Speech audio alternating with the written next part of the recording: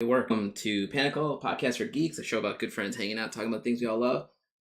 I will get a confirmation from somebody soon to see if we're actually live. I think we are, so it should be good. It appears to be okay. Our guest today is Allie Briggs, who's over here on, I don't know where she's on your screen actually, and my co-host Andrew Sides. Hi. How you guys doing today? Good. I heard. Just got my polio vaccine. Yeah, Andrew messaged me earlier to say he's getting a polio vaccine. I'm like, what? But I guess it makes sense. Not a lot of us got vaccinated as kids, right? Y'all got it done by the time you were 6. I never did. My mom is just that kind of sort. So I've been, in my adult life, I've been slowly going through getting all my vaccines and caught up. Yeah, I had to actually double check that. Like I was telling you earlier, Andrew, my mom's a nurse.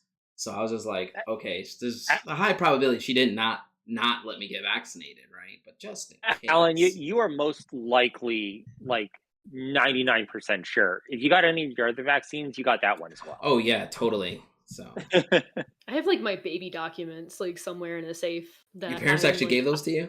I think I stole them. So yeah, different conversation. Yeah, no. But... My parents hang on to everything because I'm, stupid.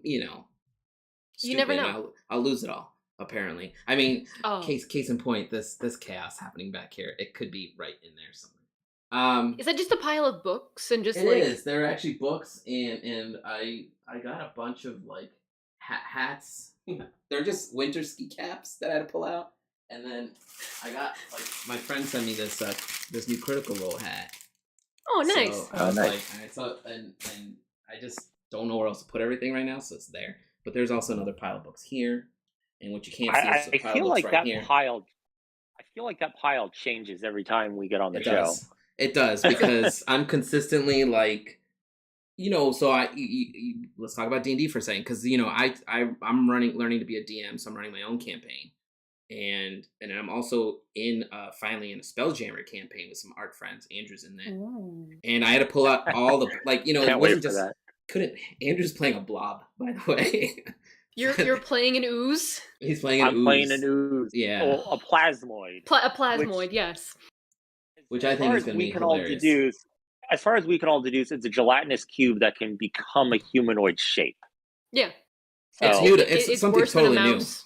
Yeah, it can squeeze into small spaces, and it's like probably the most horrifying creature I could think of as a player character. I've told all them I'm effectively, because I'm doing a rogue assassin class for it, so I'm effectively the Thing. Yep. And then I'm playing a fairy artificer. I said I'm going to design a specific container to carry him around in certain missions. So I'm just going to throw you at people and you do your thing, which I think will be pretty. We've never played. So I'm purposely playing a class I've never played. So yeah. So that's where these books come into play. Like for the Artificer, I had to go dig out the Tasha's book because I'm like, what book is this in? Like, where's this information? And then the fairies show up in the Wild Beyond, I think it's called. Yeah, Wild Light Beyond or Wild Beyond with the carnival and stuff. About. That's the Candlelight or Beyond the Witchlight. Yeah, so I was like, all right, so I've been slowly buying all the books as they go on sale. So that'll lead me to the Tal'Dorei book, which you're in, by the way, which is amazing. I have it over there too, so I can just like. Oh, it's right here. There's a pile. Oh, you have yours? Yeah. There was like a lot of people at Dragon Con who were saying like they still haven't received theirs yet, so it's been like a slow kind of like the books are getting out. Nice. I found mine in what page are you in, Allie? Do you remember? No. Why do you not have that memorized? Either way, yeah, I found my copy in. There's a comic book store called Madness Comics that I go to in Plano, which is probably the best comic store ever. And they had like 5 of these left, so I was like, nice. I'm just gonna snag it because what are the chances? Page 247 and 235. I should have bought this to Dragon Con and had you sign it. Yeah, I put little tabs so I can remember. But yeah, I was going to talk about, you've done work for Crit Roll, so that leads us into the Tal'Dorei book, which is awesome. Mm-hmm. I'm super jealous of you, by the way. That's awesome. All right. Well, before you go, I'm super jealous. I just want to let you know how quickly, like, who's been talking? A few people have been saying they get a lot of like scam emails, and like Steven Jaron was just talking about someone who'd emailed him like asking about like a copper Oh dragon. yeah, the dragon. Yeah, Yeah, and he's like, this reads like somebody's. I need a gift for my wife, who is somewhere across the country. What is your budget? And then Blake Davis, and he was also reading like scam stuff recently as well. When I first got the email from Hannah and James, it was just like sort of vague information, and it basically, if I were to shorten it, said like, oh, we want to know your budget and your rate. This is for a company that we believe you would love. And, a bunch of other things in there. It was more formally written. But those are like the pieces that I remember. And I just remember being like, this sounds like someone's trying to scam me. So I was like, but I'll bite. Yeah, I'm interested. Here's my rates. I would love to do some creatures and characters. And they're like, oh yeah, well, it's for Critical Role. Here, sign an NDA if you want to work with us. And I was like, they didn't open with that? No. No. Like, it was like, professional inquiry. Yeah, I was gonna say, like, a lot of the jobs I get, like, they don't tell you until you just say, oh yeah, sure, I want to be in it. Then they let you know. And it's like, oh, okay, yeah, sure. It's a weird way to do business, because I feel like it's like, if you just lead with it, then I know it's not a scam. Yeah. And I don't, maybe it just hasn't been as prevalent, like, as necessary. Like, you've been able to probably do that as like a business thing. Like, hey, I have work that I need done. And no one bats an eye to it. But because there's been so many just scam emails, and what was it? There was some group of people or a person that was scrubbing through ArtStation and just randomly messaging people. Just randomly messaging people. They're asking. I heard about this because they were like, but their budget was really low. No, it was because I got hit by this one, and a couple people were reaching out to me. They're like, "Oh, I found your Twitter comment, and it saved me like this whole hassle." It was a person who was saying that they were part of a college. They're doing a presentation on. Oh yeah, I've gotten that one too. Yes, and what they do is they send you reach like out to me, guys, just so you know. Well, then you're fine. You're safe. You've been saved. The initial read through, Alan, like, you would totally pass your like bullshit filter, and then as soon as you take a second or third read, you're like, wait a second. There's like no specifics in this at all. Gotcha.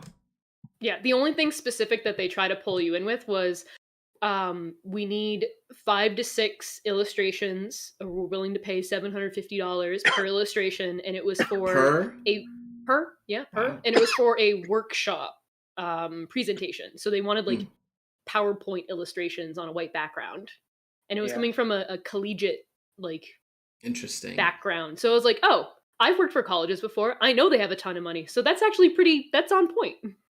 Yeah. No. That sucks. No. But at least the Critical Role was legit. That one was legit, yeah. Sounds like there was a weird roundabout way to.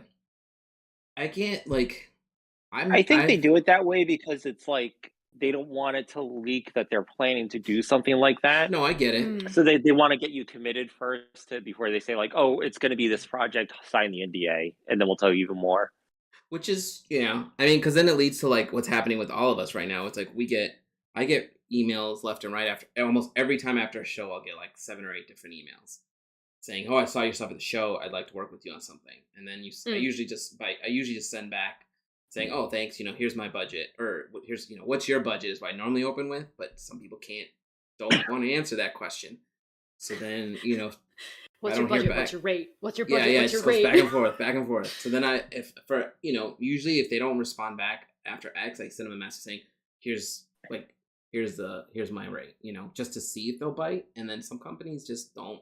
And others, especially gaming houses, I feel like they never offer enough. So then you got to decide, right? Like Crit Roll, obviously you're going to be like, okay, let's go because it's Crit Roll. Same thing if like I wonder if people are following.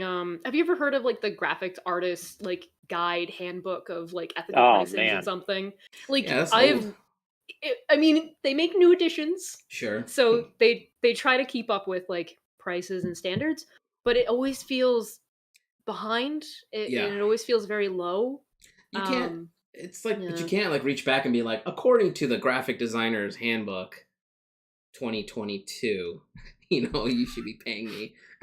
I was gonna say, like, I haven't read the handbook in ages, but I do remember, like, I had a copy when I was in college, and the rates and all those were much higher than what I was getting when I first got out of college. Yeah. But I was like, wow, like, this is way undershooting what the book says. I mean, a bit of a wake-up call, because then it was like, according to the book, I was like, oh, like, I should be charging this much for this, and then it's like, no, it's really like several out of the frame, several tiers lower. It's like, here's corporate, and it's like, these are the numbers for everything that's averaging between all the companies. You should be charging around here. It's like, well, I'm not there. I'm not at, like, I don't know, big name Google, Apple, or something. I'm just like a tiny company. What about this one? Thing I have noticed is relatively consistent is the advertising prices. They kind of line up with what I've run into in terms of like advertising seems to pay really well. It's just, let's not talk about pricing right now. What were we talking about before we went live? And I was like, save it for models or like hobbies that we models and stuff you had. Stuff that was piling up. Yeah, it's actually not garbage. I keep calling it garbage, but it's actually legit stuff, man. Those are like art books and D&D books, and that's literally, you can tell what the D&D books look like. They're right there. Oh yeah. And the rest of the stuff are all like, the far end is like a lot of mythology and storybooks that help me like develop. That shelf there is everything I use when I am writing or creating, because it's my goal is to move it under this desk where I'm standing, but for now it's back there or right on the floor next to me. Wherever it ends up. Before we get into other hobbies and stuff, like Al and I have talked about our D&D characters. Allie, what do you roll as normally? Well, so I like to play varied. How I play is I like to fit the role of whatever is needed for a party, and I always find that's really nice of you. Exciting. Yeah, I mean, it leaves a lot of variety. It's a lot of fun. I remember when I first started playing, I didn't want to deal with like magic or dealing with spell slots or all this other like bullshit. Am I allowed to swear? You can swear all you want. Yeah. Cool. Just want to double check. So I stuck to like the simple things where it's like, I'm a human fighter. And then as I continue to play more, I would like stretch out and try new classes. So currently I am playing a rogue tiefling assassin. That sounds fun. And I gave my DM freedom of the backstory. I basically went, all right, so I want to go with the whole edgelord kind of bullshit nonsense. They don't remember their backstory. Maybe some weird cult relation thing. They've lived on the street for their whole lives, so they're very angsty, grumpy teenagers, but they're like 25. But they haven't grown up. And I was like, you can do whatever you want with the rest of this. And he's like, oh. And I was like, oh no, I gave you weapons.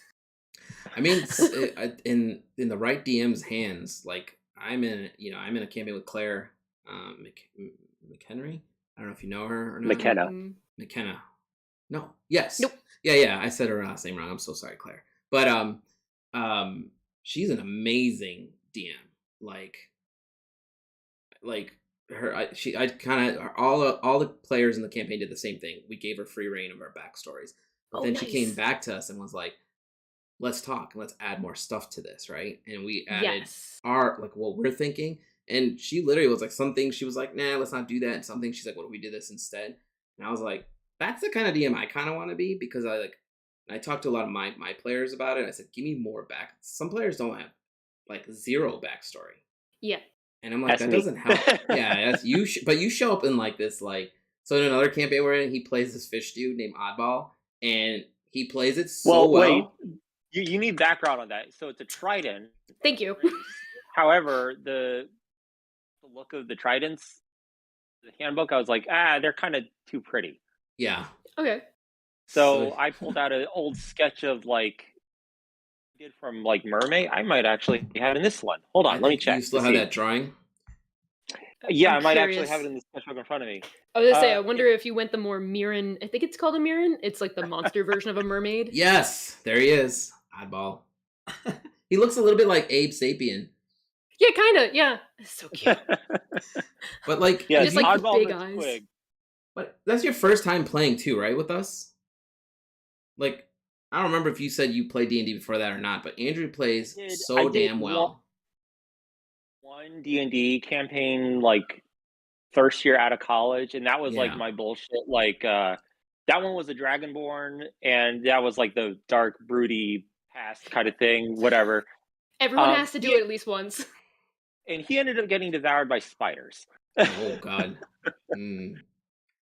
And after that, I was like, I'm gonna start doing weirder shit. So then after that, to finish up that campaign, I had to re-roll for like a sorcerer, and his name was Mother's Vow, like Mark Mother's Vow. I forget what race he was. Something tall and purpley. Tall and purpley. Silver? Goliath? Maybe. I remember it being Maybe a like Furblog. kind of like this is the magic race. You should, if you want to be like high end magic, be him. I was like, okay, I'll do that. We had to fight my old character, which was now possessed by thousands of tiny spiderlings, and they were just puppeting him as a corpse. I'm sorry, who's your DM, and can I get their information? Because that's nightmare fuel, and I love it. That was Jeez. I would not want to play in that campaign. Oh, he's a good writer. It was a guy that I partnered with to develop a web comic back when I was right out of college. Christian Sager. He lives in Oregon now, I believe. No idea. I'm sure he still does like D&D group or something, but like the people we were with, like they've all been scattered to the winds at this point. Yeah, that's and all that. I think we've been getting artists together basically. That was the last time I touched it, and I hadn't touched it until our current sessions. That was like, what, 13 years? That's a long time not playing D&D in well, my world. Hold on. I have a question. So what did you do in between that? Because I feel like D&D for creatives, it's sort of just like a tool or an outlet. It's like a way of like creating stories, of like kind of processing different things, or just having fun and just exploring, which you don't always get the opportunity to do with like even like normal friend groups. Like you don't get to ask like some of those questions unless you're put into a situation. So did you do anything else, like creative writing or something to like kind of be that outlet? I've never. I have friends that are like really big on like doing their own stories and world building and all that. I've never been like, I don't know what the hell is up with me. Like if it's just like I don't have a strong inclination for it or whatever. But usually like I'll put a story thing on, and then I'll hit a bump in it or whatever, and I'll be like, I'll put it on the back burner. Loads of those. And I tend not to flesh out the worlds unless I can see like where a story's going with it or whatever. I have friends that are flip side where they basically are really good like D&D dungeon masters, because they flesh out like everything and then they kind of work a story into it. And I'm the opposite. Have you guys used Scrivener? I'm just starting to use Scrivener to like map out. I used it for my second book, basically. It helped me like map out locations, characters, artifacts, and all that. And then when I was talking to Claire, actually everybody in the other campaign, like three of the other players in there, all use Scrivener to like take notes. I handwrite everything when I play into a journal, and then I transcribe it later into Scrivener, where I have sections set up. Basically, it's got like this cool like post-it notes layout. So like when you open up like artifacts, for example, it'll lay it all out like post-it notes. So you can be like, oh, here's the artifact I'm looking for, and then when you that's really cool. It brings up all the information, which is a tool I didn't have when I first started playing D&D, because I started in high school. But I said it's an amazing program. It's like $30. You could try it for free for X, I think. Have you heard of like World Anvil? I was wondering if it's like I was using similar. that for a while. That one. World Anvil is great if you're trying to build an RPG. It's because it's the same idea. Like it has sections set up to organize for you. So Scrivener is like a watered down version of it, and it's cheaper. World Anvil is great, but it's like $100 a year, and I was using that for a while, and I just didn't utilize it enough. So, but like if you're like building out an RPG that you want to at some point like print out and like publish, or even just print out, it's great because World Anvil will create the timelines, it'll create the sections, it'll put it all together for you versus you doing it yourself. Yeah. But like I said, it's all on their like server. So the issues I was running into was it was kind of slow when I was trying to update things, because they have a lot of people using it, and Scrivener's here directly on my server. By the way, anyone watching, if you guys got questions, feel free to just drop them in the chat. So, Alan, I know you write creatively and stuff because obviously you have a book and stuff. Like, Allie, do you do that as well then? Because like I don't. I tend to build models or do other like random hands-on kind of things instead of like sitting down to do creative writing for the most part. I don't think she heard you. Oh, I'm sorry. For whatever reason, like the words went into my brain, but I thought you were talking Alan. Oh no, he already knows sorry, I yeah, write. Yeah. No, I was asking like, do you do creative writing as well then? No, I don't. I think the only time that I've ever done any sort of like creative, collaborative sort of stuff is when I'm playing games. Which is like that's why I was wondering, like, did you have something else instead of that? Because Like I don't- weirdly enough, She's asking what your other outlets were, basically. Well, right, that's why I was kind of stemming off of, because like I've only played, like, it might not be every single day, but there's like this interesting like storytelling, or how to describe it. D&D for me is like making prompts. So you might not get the answer in game, but there's still these moments of being able to question things or to like spark an idea off of something or an emotional response. It's just like, I don't know, it's like a weird, I don't know how to describe it. It helps lube the gears. Yeah, exactly. But I never turn it into writing. It just kind of goes into an illustration or a drawing. Oh, I got you. So it might have like a little note underneath it of like what's going on or like a little quote or something. But like I always translate things visually. I don't usually write things down. Oh, I write everything. I write down like every dumb idea that pops in my head. I got this wall over here full of post-it notes, but I tend to like also bring that into. I don't bring too much of it into the D&D campaign that I'm running per se. I definitely I'm working on an RPG with my stuff, so I've been trying to like put ideas into there, so the artifacts and the creatures and such. But I write every like idea down because in my head I'm like, you might use this somewhere, or you might just this is trash, like it goes nowhere. But if I have like a random, like if I'm like reading a book or listening to an audiobook and I hear a character say something specific, I'm like, I kind of like that, you know. Like I've been listening to Seven Blades by Sam Sykes, and it reminds me a lot of like. Clearly this guy watches a ton of anime because he's got characters in there named like, you know, like Jin the Blade, you know, like, or like it's like Vash the Stampede, right? Like I always like the title, the extra title characters get. In my head I was like, that's cool. I don't think I'll use that anywhere in for my characters, but I thought it'd be kind of cool if a character showed up. Like in ours, I've called my fairy Merrick of House Revan, which you know, it's like basically like a house name from you know, from like Game of Thrones, but Revan comes from I like Darth Revan. So it's going everywhere. And what's funny is Jason, our DM, has a Darth Revan background on his desktop randomly, and I was like, oh, perfect. Like it was unintentional. You think about it so much more than I do. Okay, I have done that where I've taken pieces from other things and I've written them down. It'll be like 1 word or 2 words, and it's just kind of like it's just thrown into my sketchbook. Well, that's just because years ago you met Sean at Dragon Con, Allie. Remember, he was right next to me on my right, Sean Murray. Yeah. So I've been learning a lot of world building from Sean. Years ago, he was the one who had me like start writing down a lot of prompts, regardless of what they are. And because there's like, if you read his City of Gateway stuff, he does things where like, there's like things that show up in the world that just show up for like a paragraph or like 1 chapter of his like Wizards book, right? Like, and then you don't hear about them again, ever. They're not in any other thing, you know? It's like, and a lot of his illustrations are that way, because there's these little stories that are building upon it, right?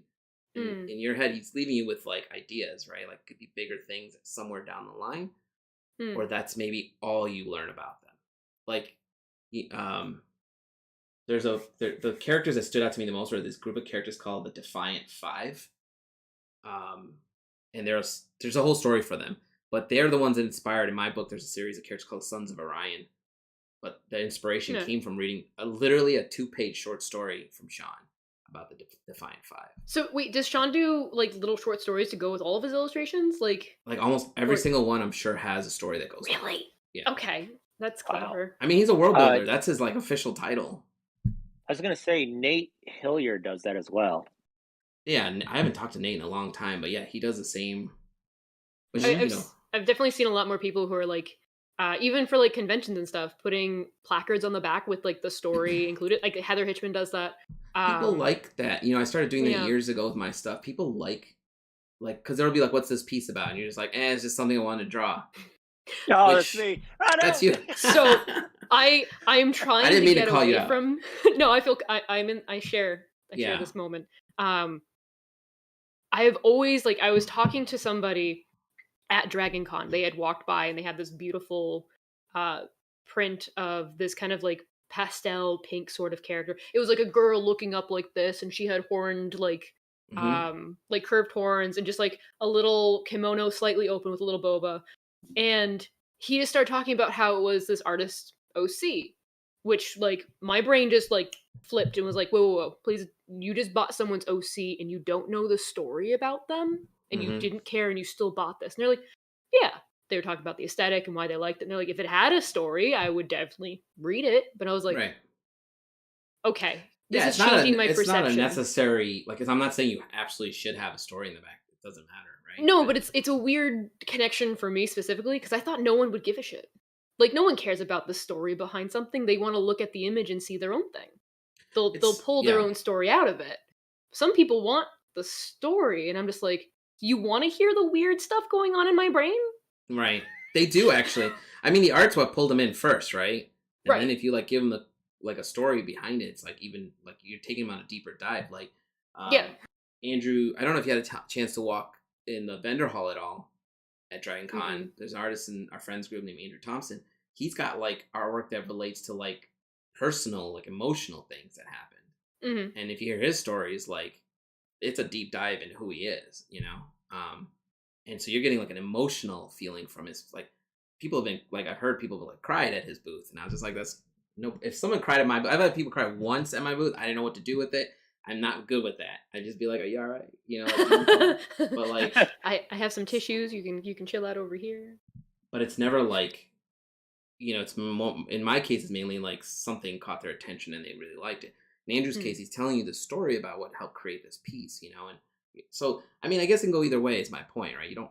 It's nice to know what helped you create some stuff, and then move them through that. It's just interesting to see how there's different people that engage in different ways. That's all. Yeah. So the Game Father, that I like hearing their story than making my own, which is cool, right? You could do that with their characters or the world. That's one of the reasons I wanted to build out an RPG with my worlds, because I thought, why am I locking these characters down into X, Y, or Z when they could be going on their own adventures doing whatever? And if people like them, they can play them, So see, Tony said people cry at my booth pretty often. So your art can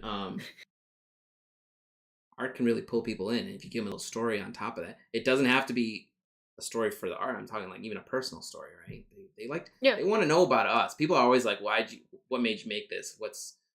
People always ask me what drugs I was on when I make my art, and I don't do drugs for an answer. It's I am high on life. Dude, if I did drugs when I was trying to make this art, I would just fall asleep. nothing would ever get done. Yeah, I mean, the worst thing I think I have is I used to drink whiskey while I was writing, but then that's because the younger me was like, writers drink when they write, and Stephen King drank when Stephen King also did a lot of cocaine when he was writing, which I did not do, just so you guys know. But I also wanted to talk about to you, Allie. I think Dragon Con, you said, was one of your first big conventions. Was that you, right? Yeah. Was it your first convention? No. Okay, just your first big major one, right? First off, it's 5 days long. It's long. 4 days. It's 4 and some change, but you have to recuperate. Yeah. I still think that show should be Thursday, Friday, Saturday, Sunday. Because Monday is just they try to lean on that Labor Day, and nobody's there. I mean, somebody's there. People are there. People are there, but people show up, from what I was hearing from other attendees, that they go early. They have their own things. They're meeting up with friends. There's just something is constantly happening. Yeah. Constantly. I mean, Dragon Con starts on think we set up on Thursday in the art show, and that show starts on Wednesday for everybody else. Yeah. And we set up on Thursday for a Friday start show, right? Mm-hmm. Yeah. Yeah, because I remember I drove down and I got like 3 hours of sleep on the setup day. So I very much did not remember that Friday was Friday. I had passed like Oh wow. I had passed Jennifer Lesser, and I was just like, I hope your Thursday went well. And she's like, it's Friday. And I was like, oh. I mean, that's just like, this year, real quick, one of the guests watching said the answer to the drug question is the best ones. No, I'm not telling, and no, I'm not sharing. I mean, I feel like specific drugs might take me for a different direction, but it's the same thing. DragonCon's the same as like this is the first year when I've done San Diego. This is my 5th year, I think, and I never realized they do a Wednesday night like soft opening. It goes Thursday, Friday, Saturday, Sunday. Full days. Okay, they're full days, like 10 to like 7 each day, except Sunday it's like 10 to 5. Oh, is it like a VIP soft opening? Yeah, there's like a something? VIP opening, and I've done this show enough with Sean. Sean's my other booth mate. He's on the other side of me, next to me. He always we set up and we leave, and because he always told me it's like whatever, And in my head I thought, okay, I don't do San Diego, so whatever. So this year he wasn't there, and somebody else was filling his spot. Miles Wool, who was also in the art show with us, he was right across from the information booth by the pulp, next to Alex Dos Diaz. Miles and his wife Nikki were there, and Miles and I'd have to see his art. I still very much associate people with their art. You'd remember his art. He's got like really awesome like oil paintings. But him and I set up on Wednesday and thought let's just stay and see what happens. And like I sold a bunch of stuff the first night, like a lot, because people try to get some of their art purchases out of the way apparently on Wednesdays. Like none of the none of the big booths like Hasbro and like Funko and all that.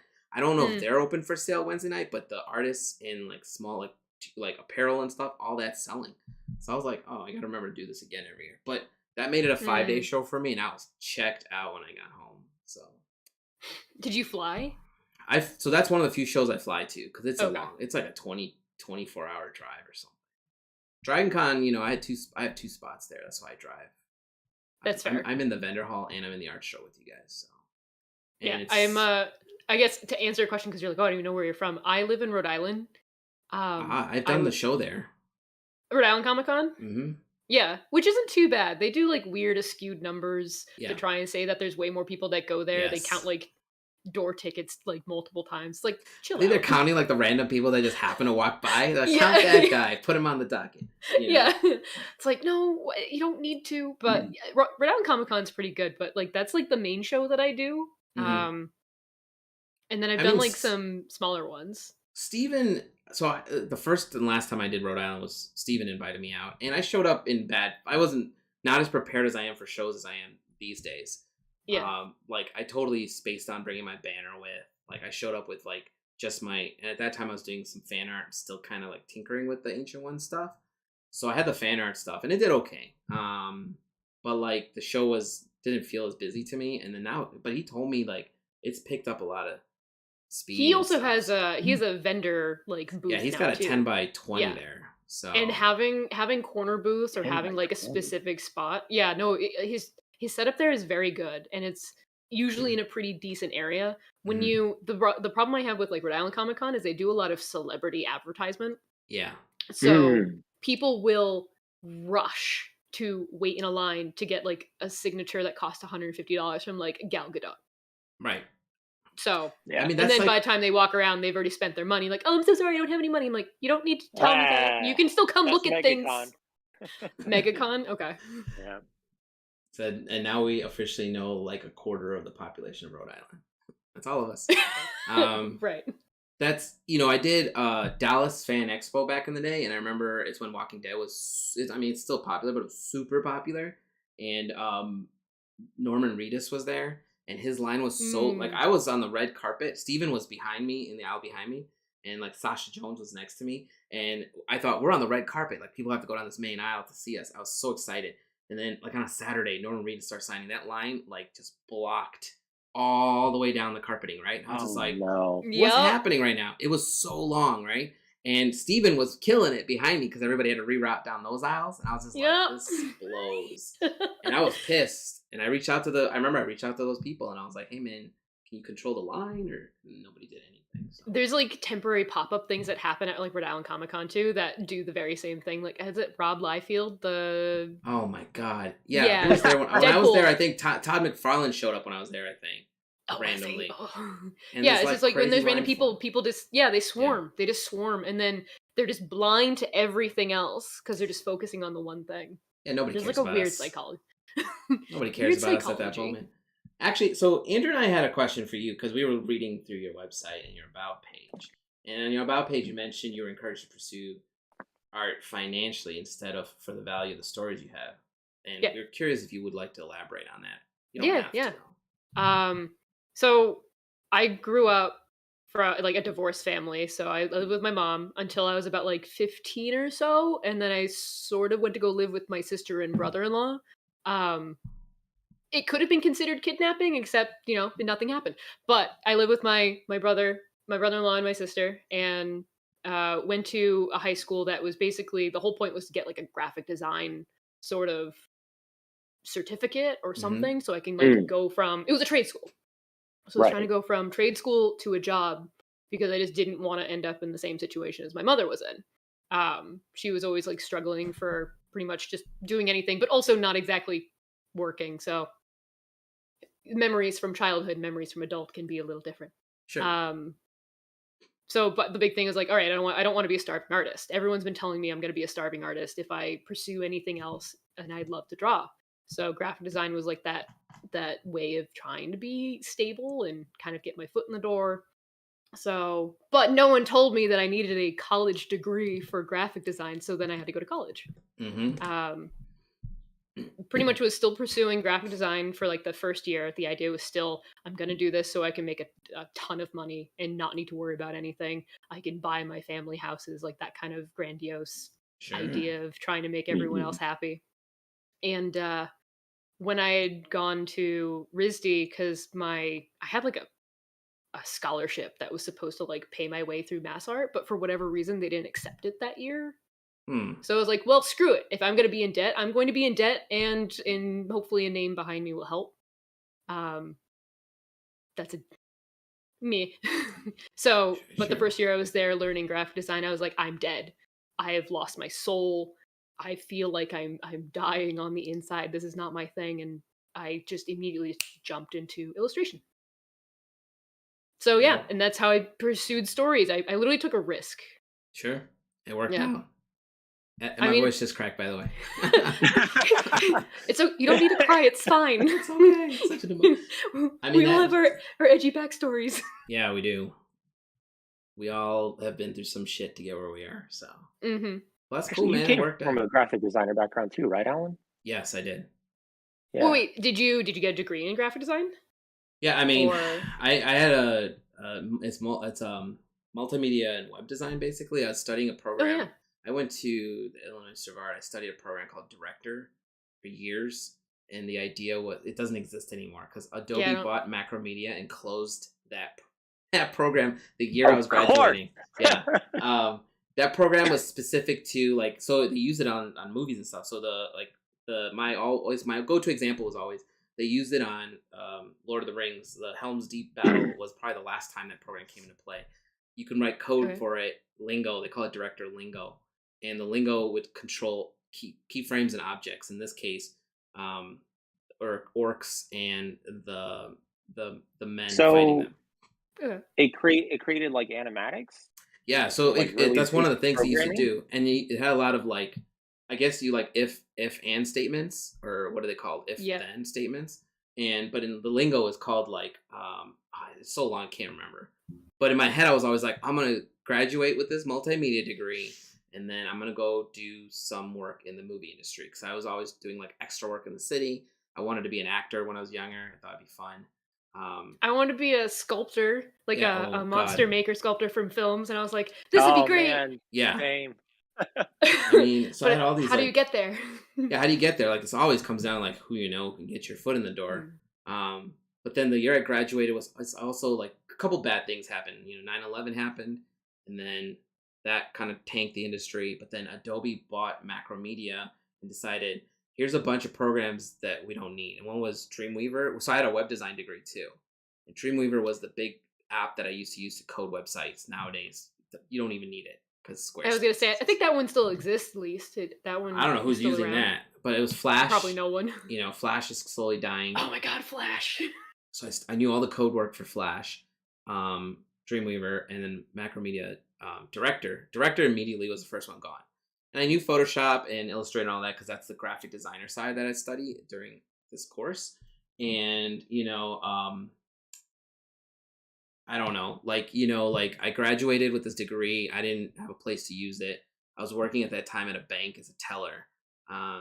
Somebody worked above us. I became friends with the tech dudes. I went and got a degree in networking because my dad was like, hey, you need another fallback. If you ever have a family and this art thing's not going to pay well, you should get a different degree.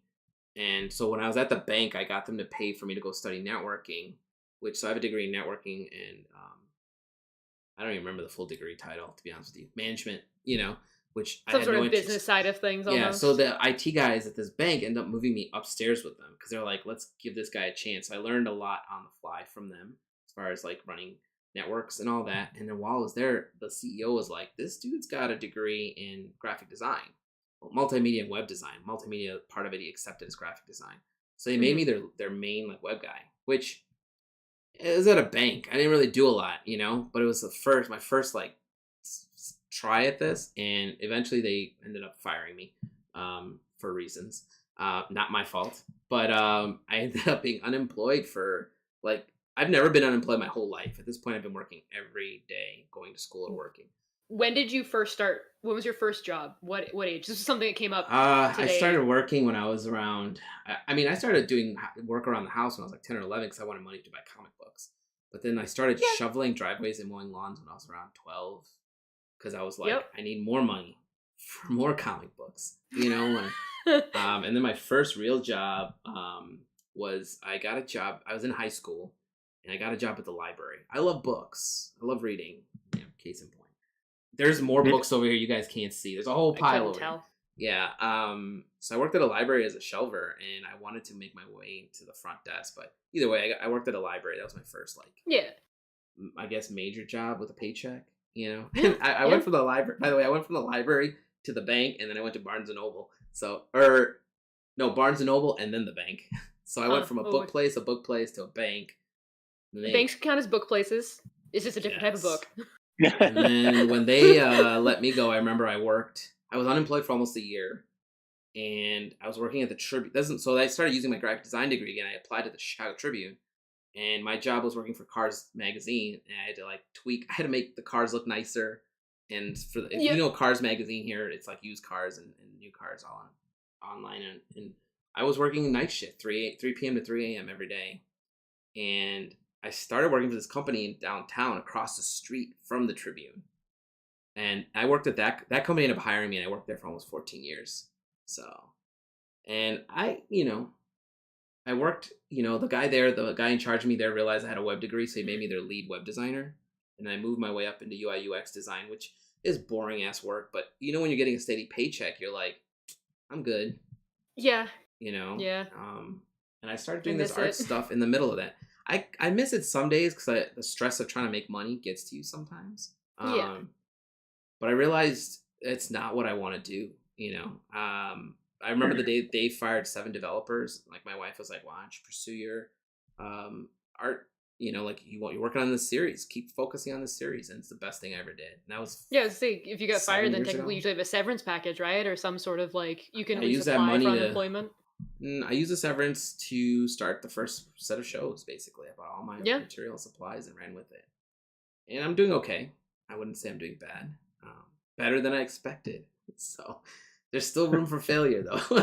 So there's room for failure, and there's room for even more success, and that's the horrifying part about being freelance. It's it is a constant roller coaster of just, you never know. Yeah, you don't know. But we take a risk all the time still because we really believe in ourselves first, right? I feel like I'm just stubborn. Someone told me I couldn't do this, and then I decided that this was going to be my life passion. Yeah. And it was like, I'm gonna prove you I wrong. can respect that. Yeah, I Yeah. can respect that. This little spite living. Spite's a good motivator. Yeah, Yeah. it doesn't keep fueling you forever, but it definitely kind of it can jumpstart. No, I It was could just definitely curious about jumpstart like you. job and stuff because it was something that had come up in conversation from like my Twitch stream earlier today, and it was I just a mean, I lot of feel people like that honestly, if they didn't let me go, I don't want to think I would have stayed there because at that time I had a 6-month plan of saving up 6 months worth of pay, like 6 months worth of yeah. mortgage because I had a condo in the city, and my plan was quit with the 6 months back as a backup plan. So like, gave me 6 months to get the art off the ground, and I had that mortgage saved up so I wouldn't live in the street or move back home with my parents, which is just as bad, like so.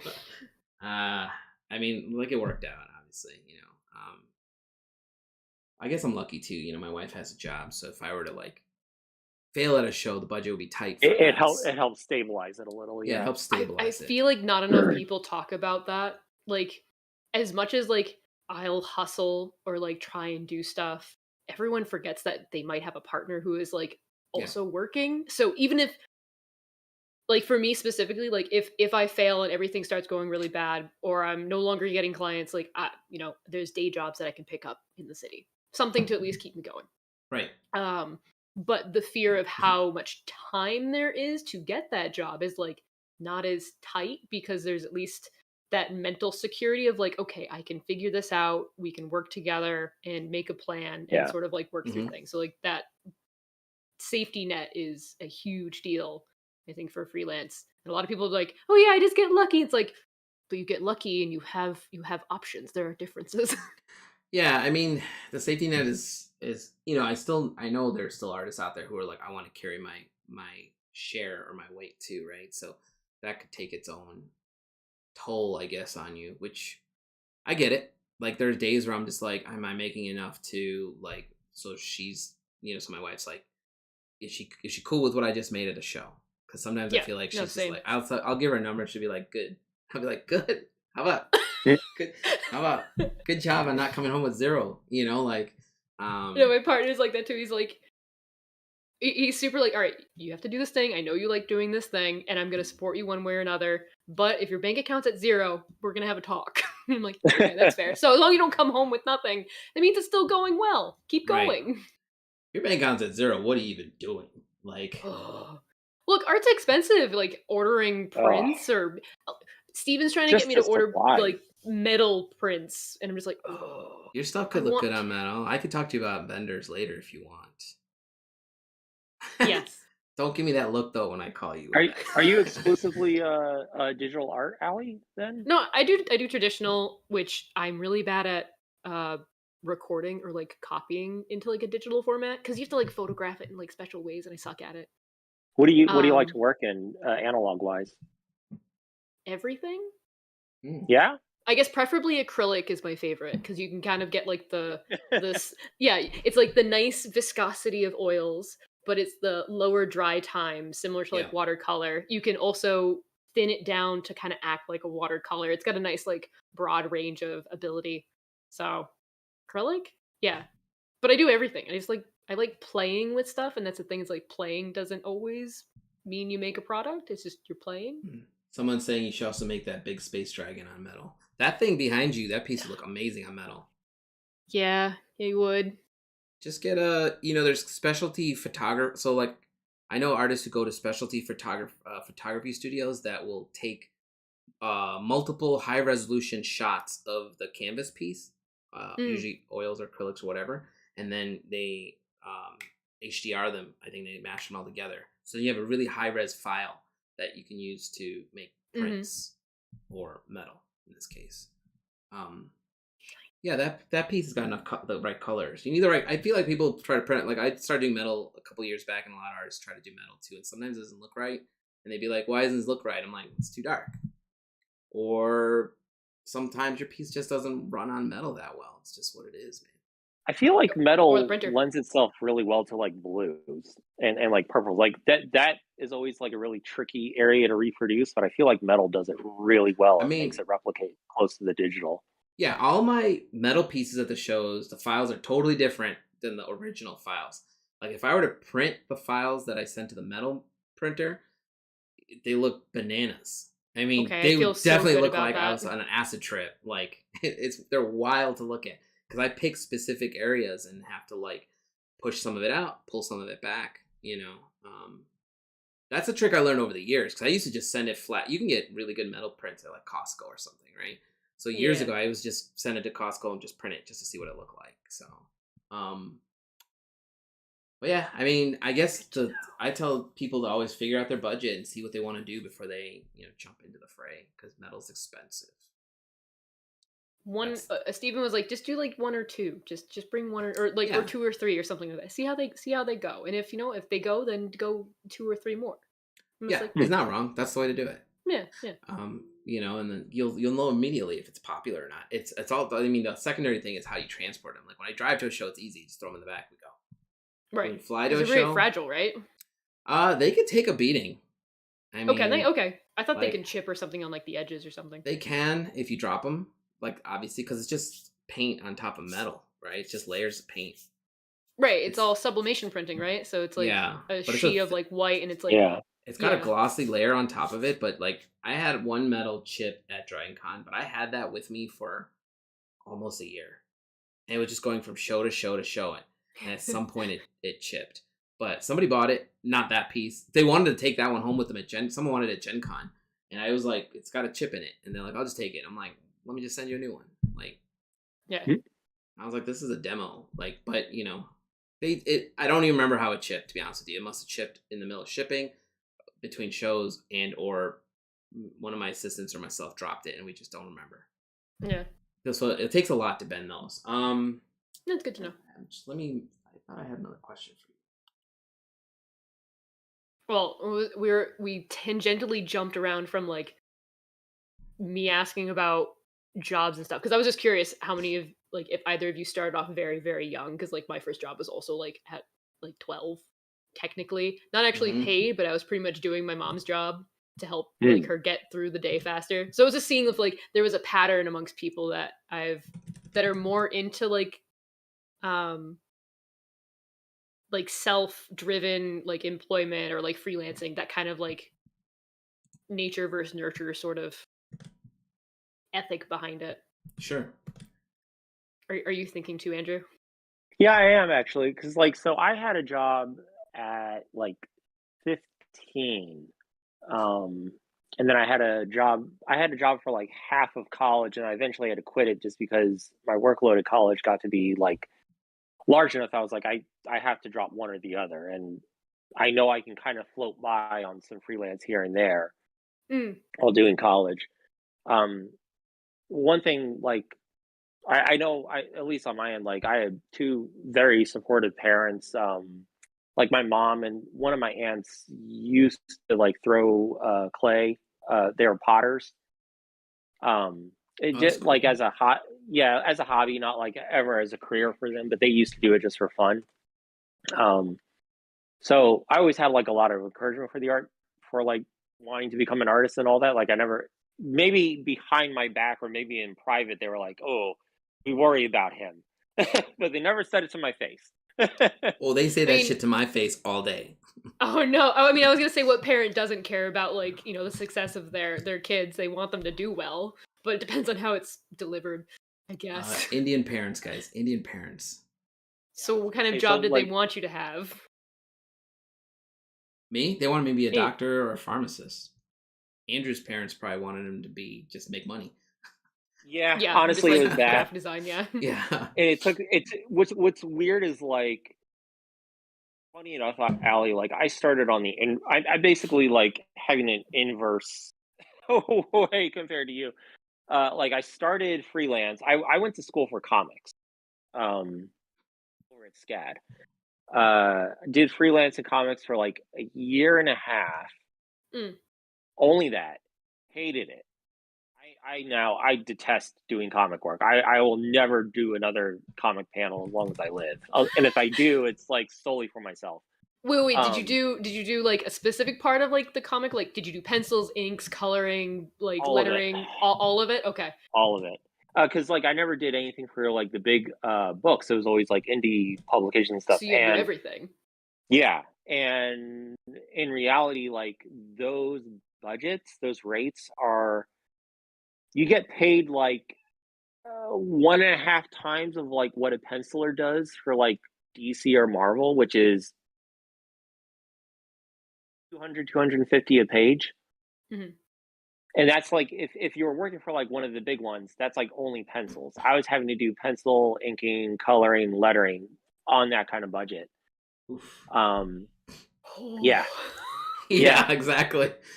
yeah, But Yeah. it's fucking nightmarish. It's definitely like when you're in a really dark place, you can kind of stop and think to yourself, like, I've been working on this, I've been penciling this for like 12 hours, and I'm pretty sure the Starbucks barista makes more than me right yeah. now. Like, I'm pretty sure my hourly rate was like $3 or $4 an hour if I really wanted to like factor it out. Yeah. Eventually, though, like I had to quit it. I just gave it up because it was stressing me out. I was also like realizing, at least like with comics, because of like the tight deadlines on it and having to like do all of that, like I was having to develop like a lot of bad shortcuts and shorthands to my artwork, Yeah. and I felt like I wasn't growing Yeah. as an artist. So I actually got into like the job I'm at right now. I've been doing it for a little over a decade, in addition to like the other freelance I do and everything now. I'm an apparel artist for a company, so I basically design all the graphics that go on like theme park T-shirts and shit, Yeah. Yeah. stuff like that. It's fine. I definitely it's that's my graphic design job. I never want to do anything like what Alan did, like where it's UX or like website design or anything like that. I've never had any inclination for it. I think Yeah, that I'm sorry, Alan, but that sounds like the most boring. I know there's plenty of people out there who So like here's the love that thing. job, and it's so boring. I worked for a company that did so like transportation stuff. So that all the software. So when you go to get your emissions test in Illinois right now, all the front Yeah. end stuff that you see, all the artwork, all the layouts, all that's all my shit. It's there still. That's still there. It's still there. When I got emissions test a couple months ago, I saw my own work still there. So it was boring work, but I worked for this company with like at the time. So when I first started this company, it was amazing because I worked with a bunch of young developers. We were all like learning. I was learning on the fly. Like I learned a ton of like code and it was trial by fire. When the guy who hired me, I literally yeah, said, "Hey man, they added the web design start part of it at the very end of my degree. I'm not really good at this." And he was like, "You'll learn as you go. Let's just go." And he was one of the coolest bosses because he never like I would break code all day. Like shit wouldn't work and it'd be live and we'd be like, "Yeah, this isn't working." I'd be like, "I don't know what I did wrong." And I had a friend who worked with me there who was a very smart programmer. He did the back end code that worked on top of my front end code basically, and he would consistently look the code with me and be like, he could see it right away and be like, "There it is," and I'd be Yeah. like, "Cool." So we both like learned, and then a bunch of us we got, like I said, we got. By the time I got let go, I was tired of that job. Like I said, I was there almost yeah. it's 13 and a half years. It was almost 14 years, right? And I was That's shocked when they around the told me time that. I'm ready to leave. Yeah. I mean, when they told me, they're like, "You've been here, here's your severance. You've been here this long." And I was like, "I've been here that long?" Because I've been there so long, I spaced out. But the thing was, when I first started there, like I said, we were a bunch of young developers. The company was fun. We were consistently Right. working. We were literally working during the day and partying our asses off every night. And I was in my Yeah. 20s. So I'd be out till like all hours of the night, hanging with my friends, drinking, partying it up, and then come back to work the next day and cooking out code. Like I could code hungover or drunk off my ass all day with no I was problems. gonna say it also sounded like you had like coworkers that like it almost was like a puzzle. Yeah, You were trying to solve a puzzle, so it wasn't just work, it was also like thinking you're creatively thinking and figuring out new Right. things. So yeah, it's just like always engaging. It's not just like typing out the same code over and over again. yeah. I Yeah. mean, and then like That sorry, go I was ahead, gonna Andrew. say that definitely early on, like especially for me too. Like because I wasn't like super versed in Illustrator, and I was like, They asked me like, "Do you know Illustrator?" I was like, "Yeah, I do. I Oh, only you ever just used it for wing like it. lettering." Yeah, Oh, I learned it. I learned it in a weekend. Like the weekend before yep, I started work, I just first it, and I was like, "Cool, Yeah. I'm up to speed." And then like I learned on the job like other like weird intricacies with it and stuff. Now yep. I like Photoshop and Illustrator. I know like the back of my hands. Um, Blender I know really well at this point too, and that's just from me mucking about and stuff. But yeah, like I'm like you, Alan. Like I've hit my limit in terms of wanting to be at Oh, that I job. know. You're moments Yeah, away from the long walk. Oh yeah, big time. It really like so like I've been like the past 2 years and so Allie like 2-ish years ago I had like a brain tumor that Mhm. like shut me down where it's like holy shit. Um killed me and everything. But yeah, after that like oh my god, that was actually a week before COVID happened. Really? Yeah. Yeah, the surgery to get it removed happened like I went in on that Monday, and that Monday, like they just gave me like the sheet of paper being like, "Did you travel to China?" And I was like, "No." Cool, you're good then. You don't have COVID. Friday, they were like, "You have to mask fucking up. COVID's everywhere." And then the week after that, like national news where it's like, "Oh, we're going into lockdown and stuff." I was like, Yeah, like "Holy shit!" March like 15th was Rhode Yeah. Island when we started locking down. So Yeah, holy crap. yeah, Like yeah. the Yeah, so like that in combination with timing. the tumor, yeah, like all of that, like I basically hit a point where I was like, I'm burnt out, man. And also like at that point I'd also been doing freelance that entire time as well. Like the 10 or 11 years that I'd been doing it, in addition to my job. Yeah. And but it was all like through like trying to do illustration stuff and hitting my head uh so long against that wall trying to make it stick because also like I guess like unlike a lot of other people like I didn't have a really strong inclination to be like oh I want to work for magic or I want to work for D&D or I want to do this thing or this thing so like really for me I'm just like I want to get paid draw I'll do well for you That's actually that's like all the I want. best way to be, I think. A lot of Yeah. artists I know that think like that seem, I'm going to say happier. I'm not sure if that's the right word, I don't but so like yeah I was gonna lead content into is like probably a better word. it's Do you know definitely James like Gurney and how he lives? yeah Yeah. That's my dream. Anyone that is watching my this right dream now too. who doesn't know James Gurney, just leave. It's shoo. Go Well read his books. Yeah. so Go Most find humble man Dinotopia. ever. Yeah. is I have a friend named do you know Zelda Devon at all, Allie? Or heard of No. her? Also an She's a artist? also an artist. She's still an illustrator. She still does a lot of illustration work, but she a few years back, like I think at this point, like 8 years ago, switched over from illustration to advertising because she was having the same issues as me, where Hmm. she was like, I want to work, I can't ever seem to make inroads. And the stuff I make personally doesn't really vibe so much with like the stuff I do professionally and all that. Oh no, I'm looking at it right Uh, now. It's like two different things. I love her personal work though. yeah, yeah. So, But I see that, yeah. like on random, like I was like flipping through Instagram and I saw that she did like some promo work for Tuca and Birdie. Yeah. Mm-hmm. Yeah. I was like, hey Zelda, like I know you made this switch like years ago. Like, how'd you go about it? Like, can you just fill me in? Give me some background on it. She did.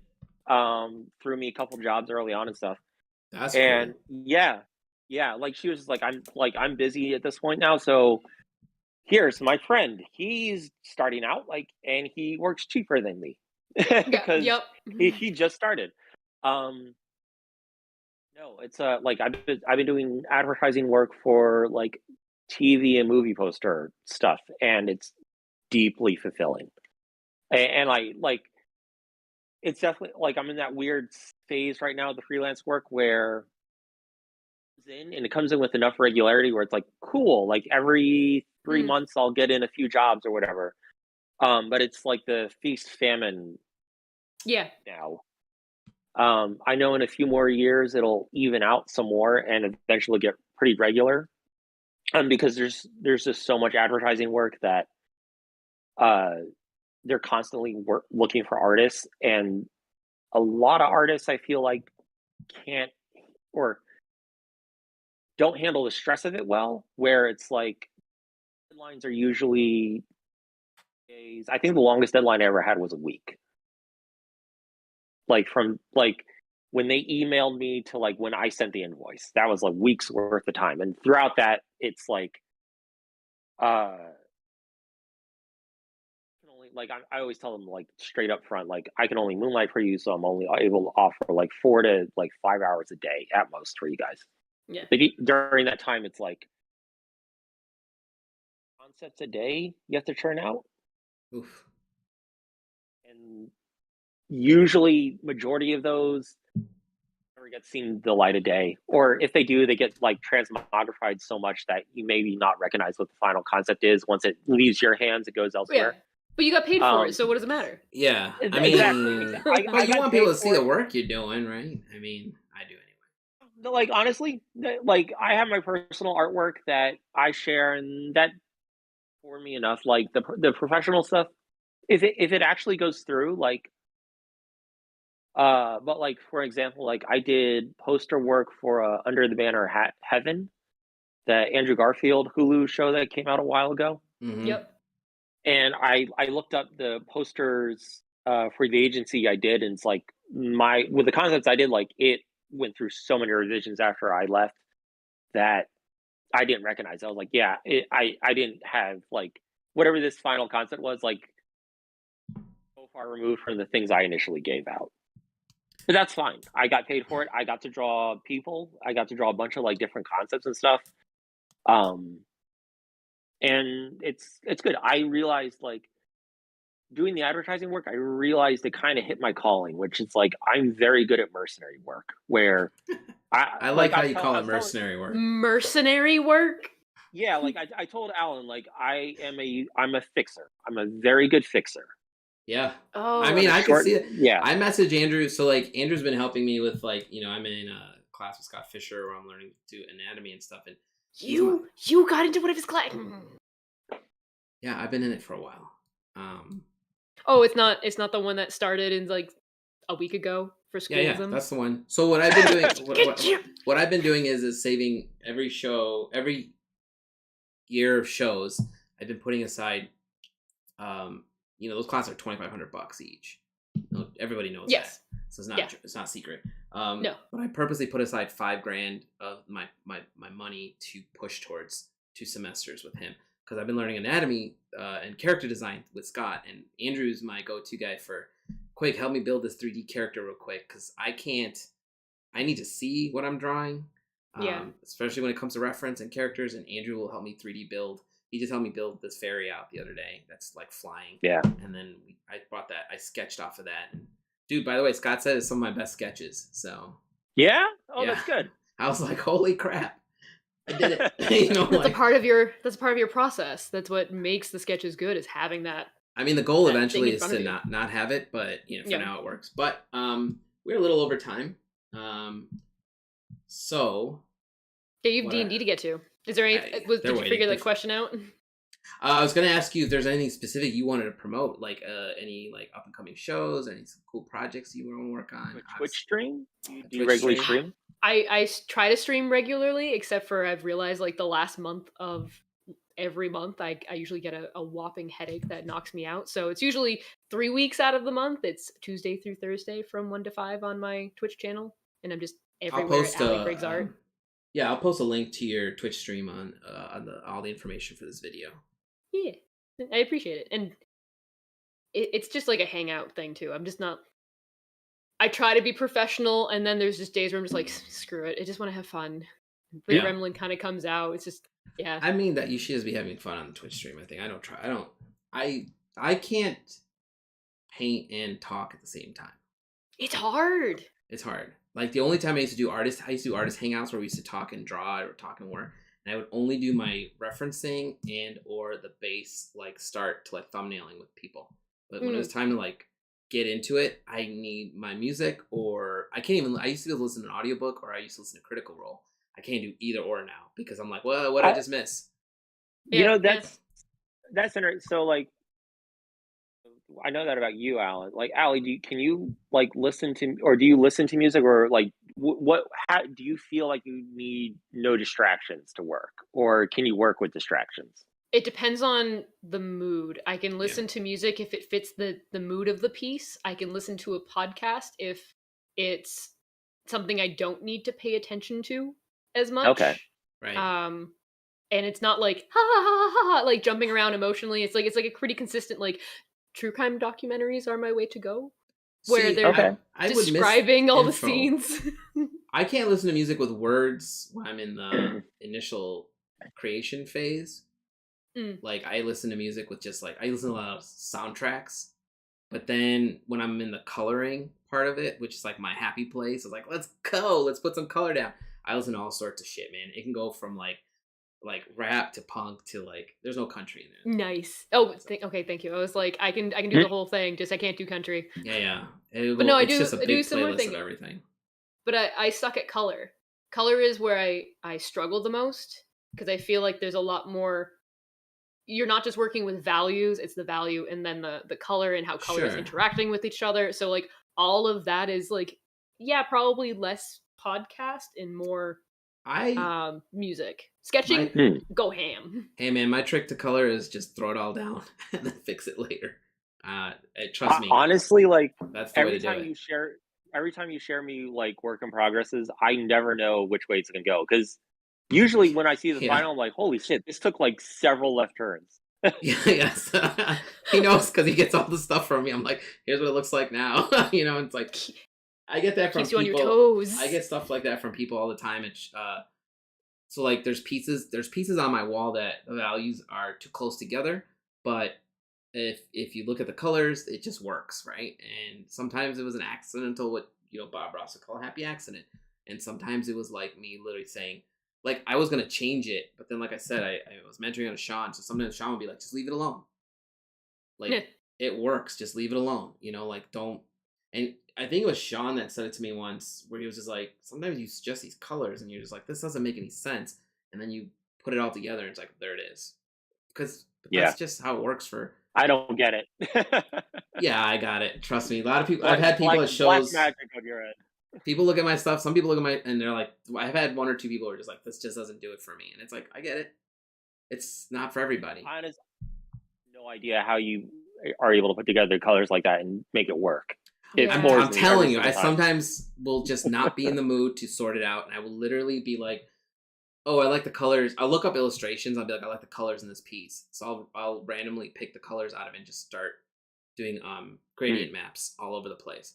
And yes, gradient maps are the best. They're good when they work. They're awesome. bad. Well, they're bad when they're bad when it's like you did it and you're like, well, this looks like hot garbage. And that's why you always have to work in layers and make sure you save because you just turn those layers off and start over again, right? I also have a bad habit of going straight to color first and not going gray to find my values, which is a hard lesson I had to learn. I had to learn to find my values just a little bit before I get started to make sure it works. But I used to, back in the day, I would just make a piece and I'd be like, I would just go straight into colors. I'd be like, oh, this piece has got this color and this color, and I would just start throwing it down. And you can tell the older pieces versus the newer ones. The older ones have like specific like color sets. Like my orbs piece, it's got like 5 or 6 very specific colors that pop out. But the newer pieces have like lots of colors because I literally was like putting more thought into it is my point. Like literally saying which colors work best together and stuff. But that being said, we are way over time now. The reason I try to kill us at X times is sometimes this video just caps out, and I don't want to do that because we've had a really good conversation. No, and definitely I'd love to pick your brain with just more stuff too, because like I feel like barely scratched the surface of it. Yeah, we can definitely have you back on. We could talk stuff, or we can talk stuff in private, obviously too. But I'll definitely send me all your links when we're done. Thanks for. We've had a lot of people watching and talking in the chat. This is more than I've seen in a while, so that's cool. Hey, people for coming. Yeah, thanks for everyone's watching and asking questions. Yeah, thank you. Our next guest is, I'm thinking it's next Friday. We're either going to have John Stanko on, if I can get a hold of him, or Sean Murray, if he can free up his schedule. And that will be a World Builders talk, so stay tuned. I will post on the websites. But thanks everyone for watching, and I'm going to take us offline. Allie, is there anything else you want to add before I take us off? No. No, not really. Just stay Everybody safe. stand by for Allie to make some cool metal with that dragon. Okay, guys, hold fast. Have a good night, everybody else.